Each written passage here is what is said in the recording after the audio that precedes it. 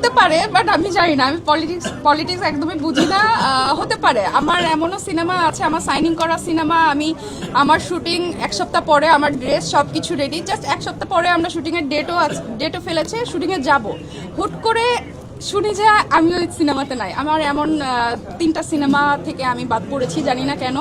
আর সত্যি কথা, আমি সিনেমাতে প্রায় এক যুগেরও বেশি হয়ে গেল, এখনো পর্যন্ত আমি বলবো এখন আমি বোকা, এখনো কিচ্ছু বুঝি না। পলিটিক্স আমার ব্রেনেও নাই, আর আমি বুঝতেও পারি না। দ্যাটস ওয়াই মনে হয় যে আমি সবার থেকে অনেক পিছিয়ে আছি। আমার কাছে মনে হয় শিল্পী মানে হচ্ছে সবার, আমরা জনগণের, আমরা পুরো বাংলাদেশের একটা সম্পদ। আমি মনে করি আমরা সবার জন্য দল করলে দেখা গেল যে এই দল আজকে আছে, কালকে আরেক দল আসলো, তো তখন ভেদাভেদটা সৃষ্টি হয়ে যায় এবং একঘরা হয়ে যায় আমার কাছে মনে হয়।